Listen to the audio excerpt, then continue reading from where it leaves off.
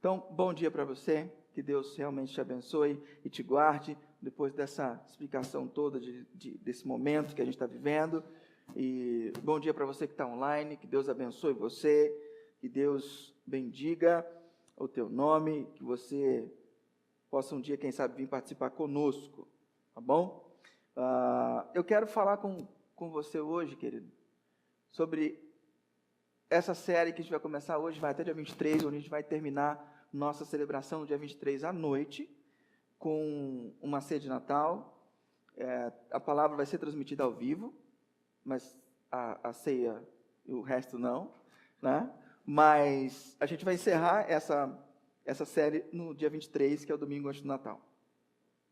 E eu queria trazer para a gente uma série diferente, porque para a gente pregar sobre Natal é muito complicado, porque é a mesma história, todo ano, é a mesma coisa. E a gente tem que fazer das tripas coração para fazer o negócio ficar interessante. E chega uma hora que dá uma angústia no coração do pastor, porque você não sabe mais o que você vai falar no Natal. Porque você, todo ano, fala sobre o Natal. E são as datas mais importantes do cristianismo, Natal e Páscoa. E é difícil para nós. Então hoje eu trouxe uma série, Era uma Vez um Natal com o Papai do Céu. É baseado num livro do Elben César, da editora Ultimato. É um livro gratuito, você pode entrar na editora Ultimato, está lá, um e-book gratuito.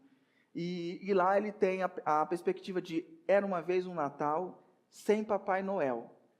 Tem esse livrinho, é muito legal. A gente vai usar algumas coisas desse livro, a parte que ele conta a história, e outras partes a gente vai pelo Espírito Santo para tentar fazer um negócio legal. A nossa série ela se chama Era uma Vez um Natal com Papai do Céu. E aí eu quero que você preste muita atenção no que eu vou te contar, porque era uma vez um Natal bem diferente. Sem a euforia do 13º salário, sem as euforias das gratificações de final de ano, ou sem a tristeza de não receber 13º e gratificação, sem as puras e belas melodias de Natal tocada a esmo em shopping center, na rádio, tudo quanto é propaganda, sem compromisso nenhum, que tocam a todo volume, o tempo todo, e te irrita profundamente. Inclusive nas propagandas de Natal. É uma coisa, quem consegue ainda ouvir falar em Jingle Bell, né? É complicado. Era uma vez um Natal sem excesso de luzes e cores, sem os cumprimentos natalinos, que na maioria são formais, e que nesse momento você atura algumas pessoas que você não suporta o ano inteiro. Sem os comes e bebes, em quantidades exageradas, sem o cansaço do ano que se finda,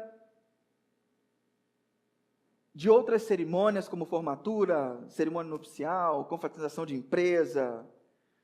Era uma vez um Natal sem trânsito difícil, sem ter que andar na 13 de maio, apertado lá, complicado para fazer compra. Tem gente aqui que é chique, que não vai na 13, vai em shopping, mesma coisa, lotado, você não acha vaga, é um inferno. É aquilo. E era uma vez um Natal sem essas corridas às lojas e sem essas pancadas de chuva súbitas que você sai de casa sem guarda-chuva porque está sol e de repente você volta para casa com um pinto molhado porque ela te pegou e você não esperava porque o tempo estava firme, mas ela veio. Era uma vez o mais remoto Natal, celebrado numa estrebaria e não numa catedral. Celebrado de noite e não de dia. Celebrado com vozes angelicais e não com vozes humanas. Celebrado com glorificação e o louvor do nome de Deus e não com cenas profanas. Papai Noel por todos os lados. Aí a pergunta que vem para a gente que eu quero fazer para você, por que você ainda celebra o Natal? Por que você ainda comemora e celebra o Natal? Já parou para pensar nisso? Qual é o motivo que você tem para que todo ano você gaste o seu dinheiro dando presente para as pessoas? Gente, é um horror. Melhor fazer amigo secreto. Que cada um dá um e resolveu. Entendeu? Você faz um amigão secreto. Melhor, porque se você for dar presente para todo mundo, no máximo você vai conseguir dar uma lembrancinha, vai deixar os outros tristes, porque não dá, é complicado. A gente fez um amigo secreto na nossa família, na casa da Sabrina, e por contenção de custos, né, de despesa, e a gente estabeleceu um valor para o presente, que não revelarei para você, curioso. A gente estabeleceu um valor, e a gente foi olhar o que dava para comprar com valor. Decepcionante. Decepcionante. Aí a gente foi para o Google. 25 presentes para dar em amigo secreto de até tantos reais. Aí você olha o que está na lista. Decepção. Se eu ganhar isso, eu mato a pessoa. Eu escovo ela. É triste demais. Então, por que você celebra o Natal ainda? Por que você ainda para isso? No momento histórico que a gente vive, a gente presencia um negócio chamado destradicionalização das coisas. Destradicionalização das coisas. E eu vou te explicar o que é isso. Talvez a gente celebre o Natal por conta da tradição. O que é tradição? Tradição é um ponto de referência seguro. Nós sempre fizemos assim, porque nos foi ensinado assim, e isso é o que deve ser mantido. Beleza? Nós fazemos assim. E essas tradições, elas ancoram você numa realidade segura, e que pode passar o tempo que for, você vai continuar fazendo aquilo direito. Por exemplo, um exemplo bobo. Por que você ainda celebra aniversário de casamento? Tem um marido muito esperto, que estava com muito problema de relacionamento, e aí eles foram se aconselhar com um pastor que não sou eu. Foram se aconselhar com o pastor, que aí se falar que sou eu, você vai ficar pensando quem é. Não sou eu, pastor. Aí ele foi se aconselhar com o pastor, e ele quieto, e a mulher falando, ele quieto. E aí o pastor perguntou, minha filha, qual é a tua maior reclamação? E ela disse assim, pastor, minha maior reclamação é que ele nunca fala que me ama. E ela começou a chorar. Aí o pastor olhou para ele, com olhos fitos, olhou para ele e perguntou, amado irmão, por que tu não te preocupas com o coração da tua amada esposa? O cara chegou e falou assim, pastor, o negócio é o seguinte, eu sou um homem de palavra, no dia que eu casei eu falei que amava, quando eu mudar de ideia eu aviso.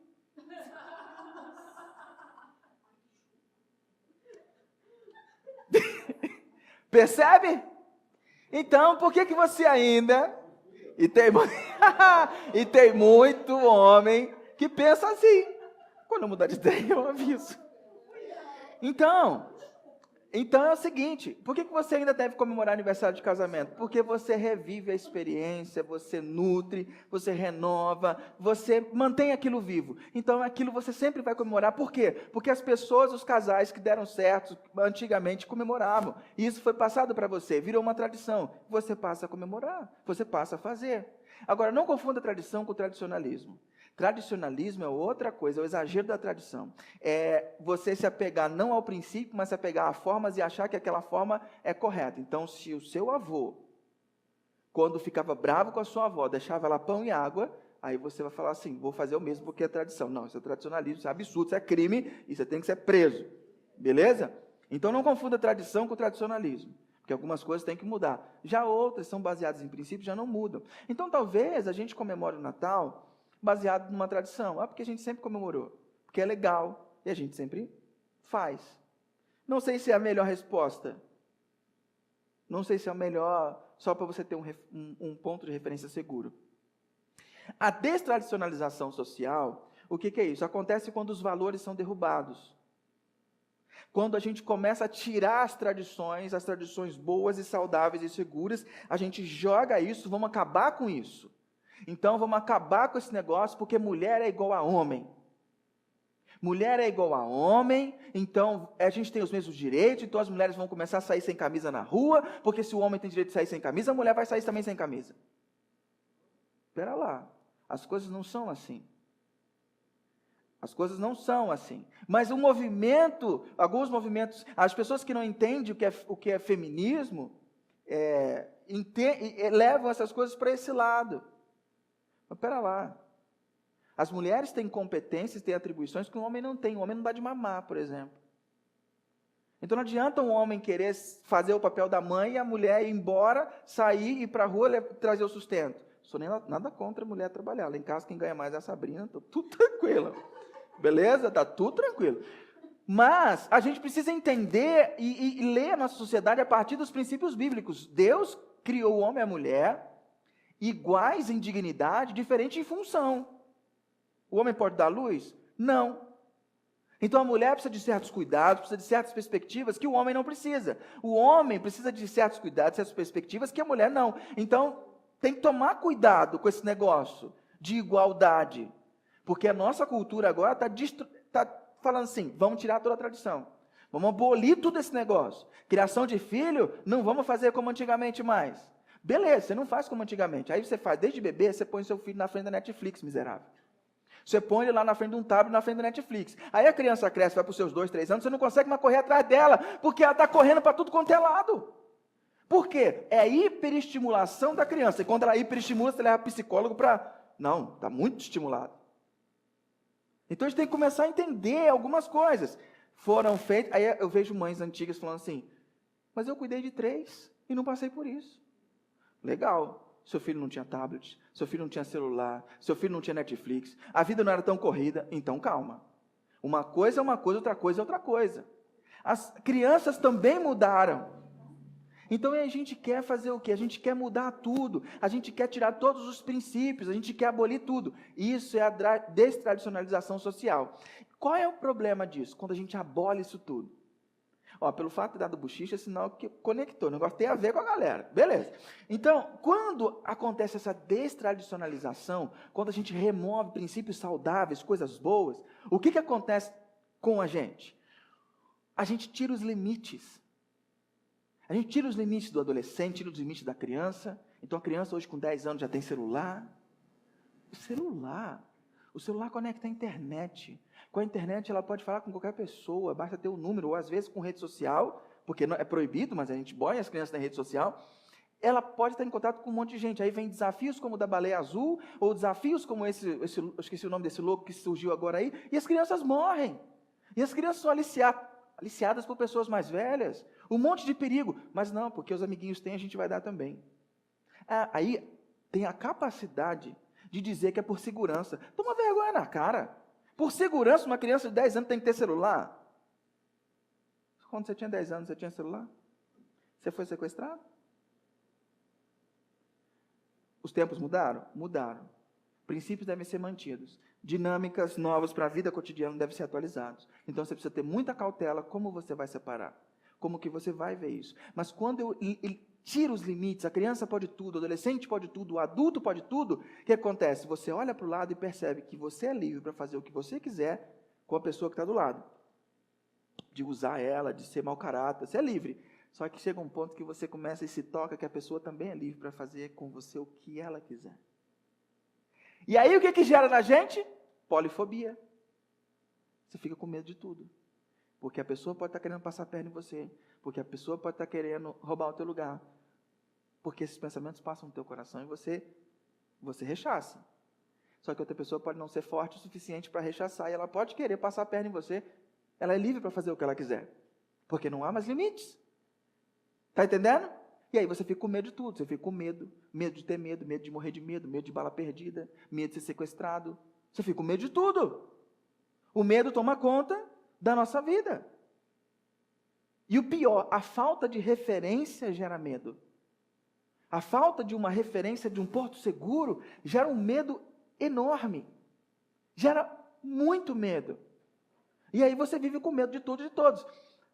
Eu não sofro com isso não. Não sofre? Então para e presta atenção. Quero que você pense em você, teu marido, namorado, teu companheiro. Pensa nas vezes que você se protege. Pensa nas vezes que você levanta a sua guarda. Isso é o quê? Você não tem confiança de abrir inteiramente o seu coração porque você pode ser machucado. E aí você estabelece uma barreira porque você não quer que fulano, que ciclano entre nessa área, porque essa área é minha. Eu dou as regras. Isso é o quê? Você está com medo. Medo de se dar mal de novo. Medo de entregar essa área da sua vida. Medo de ficar vulnerável. Medo. Por quê? Porque Ele é livre para fazer o que Ele quiser. E vai que eu me entrego de todo o coração, que eu faço o meu melhor, e daqui a pouco eu descubro que ele ou ela está me traindo. Percebe? Vai que eu me dou o meu melhor, que eu abro o meu coração, que eu conto os meus problemas, e aí, lá na igreja, daqui a pouco está todo mundo sabendo dos meus problemas, porque eu abri o coração para a irmã e todo mundo fofocou. Então, melhor não conto. Limito as pessoas, confino, passo por um monte de crivos, até a pessoa ter acesso a uma pequenina parte do meu coração. Percebe como uma coisa que é social, que é de macro, a gente vai trazendo, e acaba, pá, chegou em nós, chegou na gente. Então, a falta de referência gera muito medo. E a nossa sociedade hoje, ela tem se tornado uma sociedade extremamente avessa à culpa. Você nunca é culpado de nada. Você não admite que você é culpado. Você não dá o braço a torcer. Nós somos avessos à culpa. Outra coisa que a nossa sociedade é viciada em bem-estar. Nós queremos estar bem o tempo todo. Sofrimento da porta para fora. Queremos evitar e fazemos loucuras para evitar conflitos e sofrimentos. Nós hoje somos pessoas que não aceitamos enquadramento moral de espécie alguma. Ninguém tem moral para falar de mim.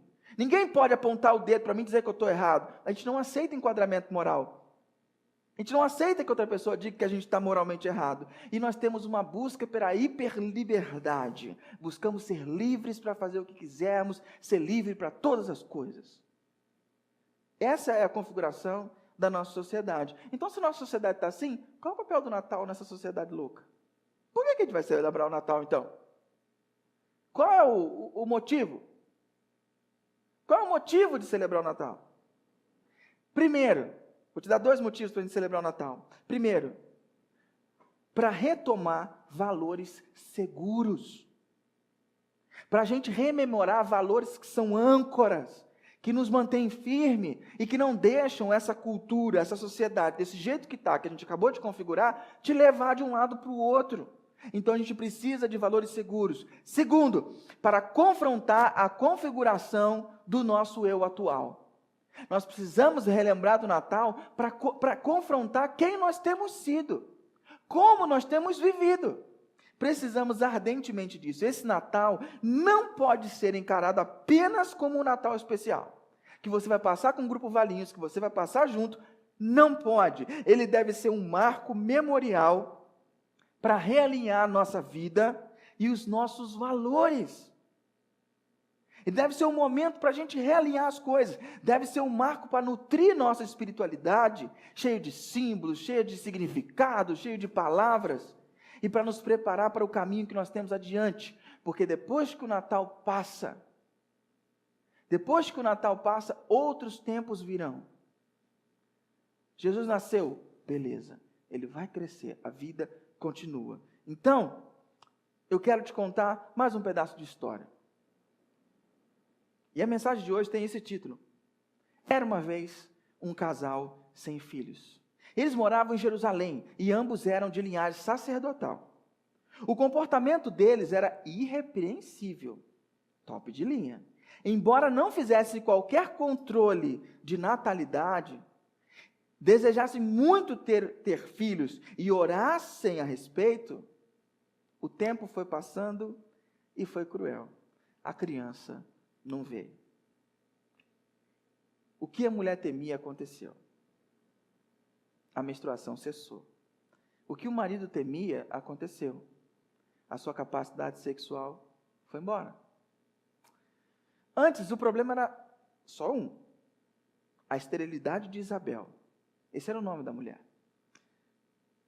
Mas ela e ele tinham esperança, pois 3 mulheres do povo deles, Sara, Rebeca e Raquel, suas antepassadas, eram estéreis e tornaram-se mães. Agora, os problemas são 3. Esterilidade, velhice de um e velhice do outro. Quando Zacarias estava queimando incenso no santuário, o arcanjo Gabriel apareceu e lhe disse de baque: Deus ouviu tua oração. Sua esposa vai ter um filho. E o nascimento dele vai trazer muita alegria e felicidade para muita gente. Então, por que a gente ainda deve celebrar? Por que celebrar o Natal se faz necessário? Primeiro, celebrar o Natal se faz necessário por conta da esperança. É natural, em meio a sonhos que se esvaem, a gente perder a esperança. Quantas vezes você já não sonhou e viu que dificultou, e aí você deixou esse sonho escanteado, você perdeu a esperança. Se não aprendermos a aceitar certas condições ou limitações, a desesperança nos corrói de dentro para fora. As pessoas que não conseguem lidar bem com as frustrações têm o seu interior corroído pela desesperança. E aí fica brava com Deus. Aí fica chateado porque não deu certo. Aí fica inconformado porque como Deus não fez isso. Como Deus não agiu, como Deus não se revelou. Se a gente não aprende a lidar com limitações da vida, a gente vai ficando amargo. E a coisa vai pegando. E uma outra coisa que eu aprendo com a história desse casal é que a história pode ser um reservatório de esperança. Porque a esperança dela estava baseada, se Deus fez nas minhas antepassadas, por que Ele não poderia fazer comigo? Ele pode. Só que a esperança dela, a fé dela não estava baseada no resultado, estava baseada em quem pode fazer o resultado. Percebe? O resultado, quando você confia no resultado, isso é força do pensamento positivo, isso não é fé. A fé é você crer naquele que pode dar o resultado. É crer no poder, no caráter e na palavra de Jesus. Isso é fé. Fora isso, é força do pensamento positivo. É só isso. Ok? Então ela se baseava que Deus poderia também fazer. E outra coisa que é importante a gente entender, que as bênçãos de Deus não são apenas para nós. A promessa sobre o filho era, ele dará alegria para muita gente. Ele dará alegria para muita gente. Então as bênçãos que você recebe não são para ter o fim em si mesma em você. As bênçãos que nós recebemos, talvez sejam recebidas para levar alegria para muita gente. Para muita gente. Só que essa história continua. Era uma vez uma parteira assustada. Ela foi chamada para atender uma mulher em trabalho de parto. Quando entrou no quarto, a parteira não acreditou no que estava vendo. Uma velha, muito idosa, dando à luz. É o fim dos tempos, ela pensou. Depois de cortar o cordão umbilical, separando corporalmente a mãe e o bebê, e lavar o corpinho do bebê, a parteira fez menção de voltar para casa. Acabou o trabalho dela. Mas foi barrada pelo alvoroço dos vizinhos e parentes da parturiente, que acabou de dar à luz, que pulavam, saltavam, dançavam e cantavam para exaltar a grande bondade do Senhor para com o casal de idosos. Foi aí que a parteira entendeu o milagre, não só da concepção, mas também da gravidez. O louvor espontâneo dos vizinhos de Zacarias foi tão grande quanto o milagre da gravidez daquela senhorinha idosa. Disseram-lhe que aquele senhor de cabeça branca e afadigado era o pai do menino. Nem antes, nem depois. A parteira fez o parto de uma criança gerada por um casal tão idoso como Zacarias e Isabel. Quando eu percebo a postura dessa parteira, me faz pensar sobre, então por que celebrar o Natal se faz necessário? Para a gente relembrar que a gente precisa celebrar. A gente lembrar que a gente precisa celebrar. E agora eu vou tocar numa ferida. Ok? Já estou avisando, eu vou tocar em feridas. Aliás, essa série inteira vai tocar em feridas. Mas não é culpa minha, tá bom?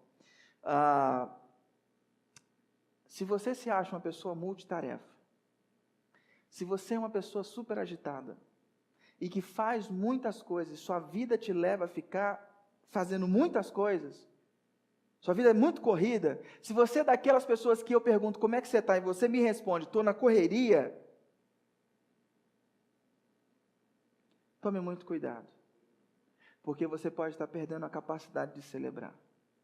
Sabe por quê? Porque o volume de tarefas e a rapidez que a gente vive hoje, telefone, internet, tudo muito rápido, esse volume, tudo que é exigido hoje de nós, é muito grande. E nós mal temos tempo para celebrar as conquistas. Porque você conquistou, já muda a chave porque tem outro alvo para atingir. E se você já mudou a chave, você não tem tempo para refletir. Percebe? E isso tira de nós a capacidade de chorar nossas derrotas. Quais foram as derrotas desse ano que você parou para chorá-las dignamente? Eu e a Sá vivemos um luto esse ano. Nós fizemos um processo de fertilização, como vocês sabem, não deu certo. Nós ficamos reclusos alguns dias. Choramos o que tínhamos que chorar. Cada um no seu canto. Foi muito difícil. Nós ficamos lá. Passou? Passou. É triste? É chato? A gente gostaria que fosse diferente? Gostaria. Mas se a gente não tivesse celebrado, colocasse para debaixo, não tivesse lamentado, colocasse para debaixo do tapete e seguido a vida, uma hora isso ia pedir a conta. Uma hora ia bater a nossa porta. Então a gente precisa aprender a chorar as derrotas. Segunda coisa, quando você é acelerado demais, não tem tempo, isso pode tirar de você a capacidade de celebrar suas conquistas. Esse ano eu decidi acompanhar, desde dezembro, acho, do ano passado, eu decidi acompanhar o meu time do coração, Flamengo, aleluia, para acompanhar tudo do Flamengo, todas as notícias. E eu descobri um negócio maligno no YouTube. Eu descobri que tem uns caras, além de serem os YouTubers, eu descobri que tem uns caras que eles pegam o programa de 2 horas de esporte, eles recortam a parte só do seu time e postam. Eu assinei um monte de canal, então eu fico sabendo tudo que passa em todos os canais sobre o meu time, todas as notícias. Eu acompanhei de cabo a rabo, sabendo que não aguentava mais. Mas eu decidi, eu vou acompanhar de cabo a rabo. E uma coisa me chamou a atenção nesse ano no time do Flamengo. Eles têm um negócio chamado Media Training, que eles eram treinados para fazer entrevista. Para você não dar furo, não falar besteira. E todas as entrevistas que eles davam, final do jogo, perdeu? Nós estamos muito tristes, nós perdemos o jogo, não conseguimos fazer o que tinha que fazer, mas agora é virar a chave, porque quarta-feira tem outro jogo. Chegava na quarta-feira, se não ganhasse, nós estamos muito tristes, foi muito ruim, a gente perdeu o jogo, podemos ter feito melhor, perdemos uma chance, mas agora é virar a chave, porque domingo tem outro jogo. Isso foi dando uma gastura na torcida do Flamengo, que o pessoal não suportava mais ouvir as entrevistas dos caras, e o pessoal começou a falar que esse time, eles não se importavam em perder. Das duas umas, ou eles não se importavam em perder, ou eles tinham que virar a chave, porque é quarto domingo, eles não podiam ter tempo para ficar lamentando. Percebe? Porque é muito rápido. Eles não tinham como parar para ficar lamentando e chorando a derrota, porque já tinha que pensar que tem um próximo desafio. Às vezes na nossa vida é assim, você não pode parar porque já tem um próximo desafio. Meu irmão, você tem que dar um jeito. Você tem que dar um jeito de criar oásis. Tem um pastor muito legal, que ele ensina você a fazer oração da manhã, oração da noite, oração no meio do dia, para você criar oásis, para você refletir, para que você não se veja dentro de um turbilhão, de uma avalanche. Ok? Então, a gente perde a capacidade de chorar as derrotas, a gente perde a capacidade de celebrar as vitórias, e a gente perde a capacidade de sensibilizar com as derrotas e vitórias alheias. Talvez já aconteceu com você, você vai todo empolgado contar uma bênção muito grande para alguém. Essa pessoa fala, legal. Qual é o próximo assunto? Você estava com o coração cheio, querendo compartilhar. E a pessoa, legal, bacana. Eu me peguei fazendo isso 2 vezes com uma pessoa aqui na igreja. Acho que eu me lembro foi 2. Que na segunda-feira seguinte eu mandei um áudio, falei, Rô, lembra que domingo você me falou isso, isso e isso? me perdoa, desculpa, eu estava corrido, mas parabéns, muito legal. Uma dessas foi a conquista da festa de 15 anos. Ela falou que deu certo, eu aqui na correria. Legal, Rô. Em casa eu falei, meu Deus, para tudo. Falei, pedi desculpa, e falei, não, olha, parabéns, e celebrei, dei importância devida. Porque não tem coisa mais chata. Você escolhe uma pessoa para compartilhar, porque tem certas coisas que você não fala para todo mundo. Mas você escolhe uma pessoa miserável para compartilhar, o desgraçado chega para você e fala, bacana, legal. Tipo, cara, tem coisa pior que isso. Você fala assim, cara, eu passei um fim de semana, como é que é? Em Help City. Sabe onde é Help City? Socorro. Passei um fim de semana em Socorro. Cachoeira. Cara, umas tirolesas, uns parques aquáticos. Aí a pessoa tem a pachorra de chegar para você e falar assim, quando eu fui no Animal Kingdom foi muito legal. Lá nos Estados Unidos tem muito disso mesmo.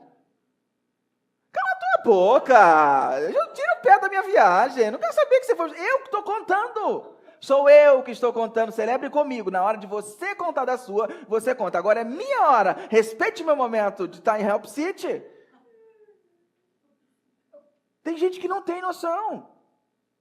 Tem gente que não tem noção. E a gente tem que se policiar para isso. A gente perde a capacidade de celebrar as vitórias alheias. E aí eu tenho uma pergunta para te fazer. Essa mulher, ela estava diante de um milagre. Ela, bateu a cara, uma velhinha deu à luz. Ela estava diante de um milagre. E ela só se deu conta quando ela foi sair de casa e ver a multidão. Ela, cara, é verdade, é um milagre. Eu acabei de presenciar um milagre. Minha pergunta para você é, ela estava diante de um milagre e não percebeu. E você? Será que você está diante de milagres e não está percebendo? E não está olhando? Será que você está diante de coisas grandiosas que Deus tem feito, mas a correria está te fazendo próximo, próximo, próximo, próximo? É algo que eu queria que você refletisse. Era uma vez uma tabuinha de escrever. Poderia ser uma placa de argila, de pedra, de alguma rocha vulcânica, de cerâmica, sei lá. Poderia ser um pedaço de um vaso quebrado, ou de uma pele seca de ovelha, ou um pergaminho qualquer. Mas o velho Zacarias pediu mesmo, foi uma tabuinha. Aquele pedacinho de madeira coberto com cera. Deram-lhe não só a dita tabuinha, mas também um instrumento pontiagudo, porque o jovem pai queria escrever alguma coisa. Não, Zacarias não era mudo. Ele apenas estava mudo. Ele não falava nada, mas ouvia tudo. Ele ouviu que a vizinhança e a parentada toda queria dar o nome de Zacarias Júnior para o neném. E isso não podia acontecer. Porque 9 meses antes, o arcanjo Gabriel apareceu para ele e havia dito, sua esposa vai ter um filho e você porá o nome de João. Mesmo sendo muito velho, Zacarias tinha boa memória e sabia que a determinação do nome procedia de Deus. E não queria pecar outra vez, por ter duvidado do milagre. Quando o anjo prometeu, ele duvidou. E aí o anjo falou, vai ficar quietinho. E por isso ele ficou mudo. Então, segurou a tabuinha e a caneta e escreveu. O nome dele é João. Nesse preciso momento, a mudez bateu as asas. Ele decidiu obedecer. Meu último argumento dessa manhã é, por que celebrar o Natal se faz tão necessário nos nossos dias? Por conta do ceticismo. O ceticismo pode ser pobremente definido como falta de capacidade de acreditar. É uma pessoa que anda em dúvida permanente. Essa é uma pessoa cética, que tem dificuldade de... Claro, o conceito do ceticismo filosófico ele é muito maior. Eu estou reduzindo para a gente aplicar só a nossa realidade, ok? Então, pessoas que vivem em dúvida permanente, que perdem a capacidade de acreditar. Deus sabia que com a queda do ser humano, nós passamos a desenvolver uma tremenda falta de capacidade de acreditar. E aí eu acho que você vai se ver nisso, porque eu me vejo também. a gente tem dificuldade de acreditar que assumir a culpa pode ser saudável. De dizer, foi eu errei, a culpa é minha. A gente não acredita nisso. Não acreditamos mais. A gente também tem falta de capacidade de acreditar que mal-estar pode produzir crescimento, que dificuldades podem fazer a gente crescer, que tribulações podem afirmar o nosso caráter e pode fazer a gente mais forte. A gente tem dificuldade de acreditar que existem limites morais que devem ser respeitados para o seu próprio bem. Existem coisas que você não deve fazer, existem lugares que você não deve levar a sua esposa, existem coisas que você não tem que fazer. São limites, e eles são saudáveis, mas a gente tem dificuldade de acreditar, porque a gente quer a hiperliberdade. A gente tem dificuldade de acreditar que ele não pode ter toda a liberdade do mundo. Liberdade para fazer ou não fazer. A gente tem dificuldade de acreditar que Deus pode decidir não nos abençoar em determinado momento. Ou pode decidir nos abençoar. Ele tem liberdade, ele tem toda a liberdade do mundo, não nós. E a gente tem dificuldade de acreditar no próprio Deus, acreditar que Deus está sempre conosco. Então, para essa falta ou dificuldade de crença, só há um antídoto, e ela vem de uma forma de uma notícia. O ser humano foi um ser criado de forma, você já ouviu essa história, e eu vou contar sempre essa história, porque sem essa história não existiria igreja. Enquanto você não internalizar essa história, e ela não fizer sentido explodir dentro do seu coração, você não entendeu ainda o processo. O ser humano foi criado de forma intencional. Deus quis criar o ser humano. Deus vivia em harmonia com a Trindade, Deus Pai, Filho e Espírito Santo. Eles viviam em harmonia, mas eles decidiram criar intencionalmente o ser humano para que eles tivessem a oportunidade de viver esse tipo de relacionamento intencional. Mas ele não queria robôs, ele deu a esse ser humano a possibilidade de escolher viver longe de Deus. Mas Deus disse, se você quiser viver longe de mim, se você quiser ter a prerrogativa de dizer o que é certo e o que é errado para a tua vida, se você quer ser o seu próprio juiz, eu vou te dizer uma coisa, você vai cortar relações comigo, e isso vai trazer morte para a sua vida. E não só morte física, mas morte espiritual e morte social. Mas se você viver dependente de mim, me obedecendo e entendendo que eu tenho tudo, que eu sou aquele que define o que é bom e o que é ruim para você, que eu sou aquele que determina as coisas boas para você, então nós teremos uma relação eterna. Essa árvore é o símbolo. Se você comer dessa árvore, você está dizendo para mim que você não quer mais viver comigo. Dito e feito, tempos depois, o ser humano vai lá e decide, eu quero ser meu próprio dono, eu quero ter autonomia, eu quero dizer o que é bom para mim e o que não é. E ele vai e se corrompe e corta relações com Deus. Deus agora vive num dilema. Eu falei que se ele comesse, ele morreria. Então ele tem que morrer. O ser humano passa então a se tornar mortal. O pecado entra no mundo. As plantas passam a ter espinhos. O mundo começa a ter terremoto. Há uma destruição social. Uma família, irmãos, um mata o outro. O marido começa a tentar dominar a sua esposa. E o desejo da esposa é contra o seu marido. E começa a haver conflito doméstico. E a vida começa a estabelecer desconectado de Deus. Mas Deus, em seu infinito amor, ele é todo justiça, mas também é todo amor. Em seu amor, ele decide, eu preciso consertar esse negócio. Mas se eu não cumprir minha palavra, eu deixo de ser Deus. Um juiz precisa deixar a sua palavra, precisa dar seu julgamento, precisa dar seu veredito. Eu não posso ficar sem dar meu veredito, porque eu dei minha palavra. Se eu voltar atrás, eu não vou ser Deus. E eu não posso compactuar com o pecado. Então eu preciso consertar isso. Como ele conserta? Ele manda Cristo Jesus, o Deus Filho, na Trindade. Ele vem, vive uma vida, nasce de uma mulher virgem, vive uma vida sem pecado. E por que ele tinha que nascer de uma mulher virgem? Porque se ele nascesse da conjunção sexual entre um homem e uma mulher, ele seria mais um descendente de Adão. Ele teria no seu DNA o pecado. Mas ele não, ele nasce de uma forma especial. Ele é colocado dentro do ventre de uma menina de 16 anos. Maria, e ela gesta Jesus. Ele nasce, bebê, criança, pré-adolescente, adolescente, se torna um adulto. Em nenhum momento ele peca, em nenhum momento ele erra. Aos 30 anos ele começa o seu ministério, anda demais pelas estradas empoeiradas da Palestina, gasta as suas sandálias, prega a sua mensagem e diz que o reino de Deus chegou. No final de 3 anos, ele sabe que armam sua morte, e ele então decide: eu vou entregar a minha vida no lugar de todo ser humano. Ele vai para a cruz como homem, como Adão era quando decidiu romper com Deus. Sem pecado, como Adão era quando decidiu romper com Deus. Só que ele decide ficar com Deus. E ele morre para pagar a dívida que Adão contraiu. Então, na cruz, o juiz recebe o veredito. Ele assume o meu, o seu, o nosso pecado. E com a morte dele, ele quita essa dívida. Mas ao terceiro dia, ele ressurge.